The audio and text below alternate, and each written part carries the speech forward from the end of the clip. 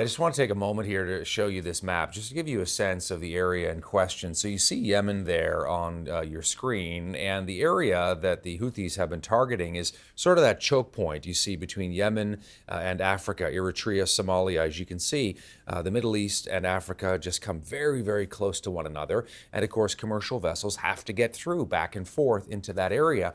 So it allows the Houthis basically to create a choke point, really, a choke point in order for them to launch some of their attacks. And that's where this multinational group of countries is operating, warships.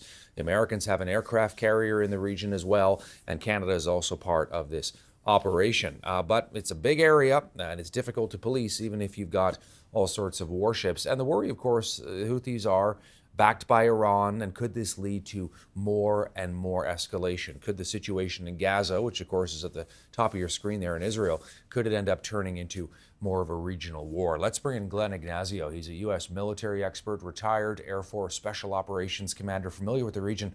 Glenn, good to see you on this Friday. Your take on these strikes against Houthi rebels?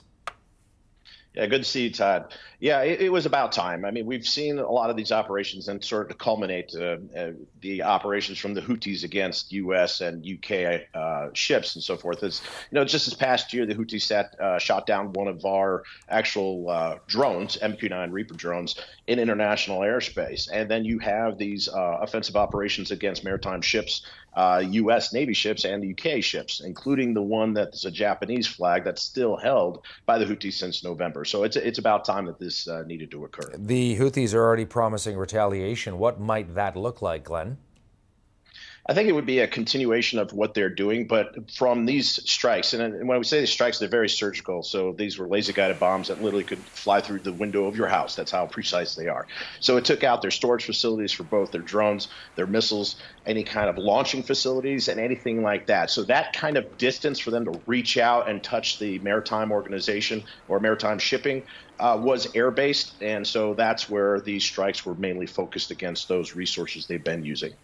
My understanding is that there may be need for more strikes yet to come, that this may not have much of an effect at all on the Houthis' capabilities. Your take? Yeah, I think it definitely impacted their storage and their capabilities to actually launch and use this type of equipment, missiles and so forth, against maritime shipping.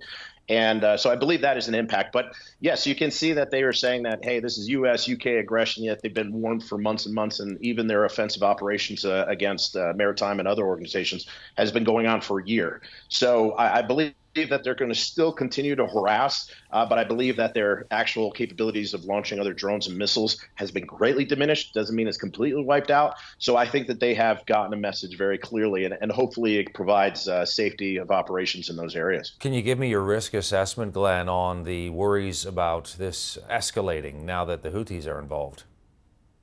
Yeah, as we've seen some of these things spill out between Hezbollah to the north with Israel, the Houthis, they actually have a close relationship. All of these have been trained and backed with technology and support in other ways from Iran.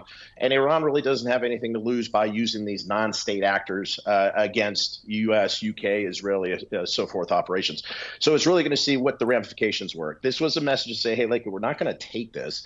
And we've seen those strikes against U.S. Forces in Syria and Iraq. So hopefully this is a message to quell down the expansion, and that it doesn't actually trigger an escalation. It really needs to say, hey, the international community doesn't want this happening, at least from a U.S. ally standpoint. You know, the Houthis are operating in Yemen. It's a desperately poor country. Where are they getting that kind of technology, like cruise missiles and rockets? Where's it coming from? Iran. It's simple as that. It's come from Iran. And in fact, Iran has provided missiles and other tech for a long time. And the Houthis have actually increased the capabilities. So, you know, they're fairly intelligent as far as increasing their operations, increasing their range with some of the missiles. And so it's that direct support from Iran. And, you know, Houthis were not always the best organized. And you saw Hamas the same way. But Hamas's operation was very clean in what happened in Israel. And you're seeing Houthis' operations becoming a little more precise. And that's really direct training from Iran. So you have to connect that to the Iranian regime. But yes, the Houthis do have some long reach missiles and capabilities. If we can just bring that map up again in just a moment here, Glenn, as you and I are talking. You know, the Saudis, as you're familiar, and you can see on the map here, Saudi Arabia just north of Yemen, the Saudis tried to eliminate the Houthis as a threat for years and years. You know, there was a huge, war going on in Yemen, a civil war, and the Saudis were very much against the Houthis. Saudi Arabia, a very rich country, has a very, huge amount of military equipment, some of it provided by the U.S. They were not able to eliminate the Houthi threat. Yeah, that's right. They use mainly air power. And so, you can always strike the targets, but unless you're sort of occupying the ground, you're not really going to change the demographics of a country. So that's what happened. And Saudi actually staying out of this is probably the best for the operation because there is sort of a ceasefire between them. But one of the things the Houthi gains out of this is they've actually gained reputability within the country where they're actually recruiting more and they're building their forces. They're getting a lot of people behind them for protecting the Palestinians.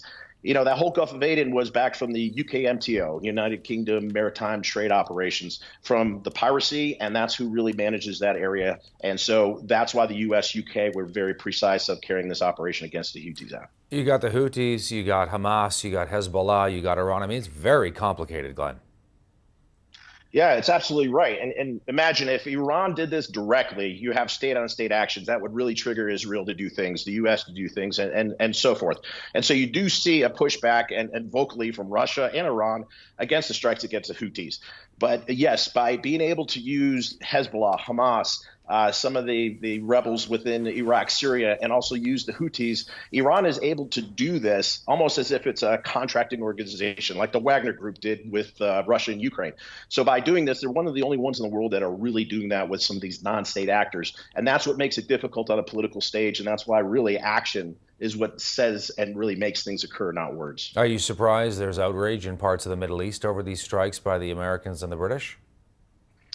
No, not at all. I mean, we've talked about it with what was going on in Israel and Gaza, that the information warfare game has been, pristine, especially from Hamas, where they've won that. So, there's a huge uprisal where the Houthis have always said, it's death to America, death to Israel, and the war against them, and that's always been their pact. So it doesn't surprise me whatsoever.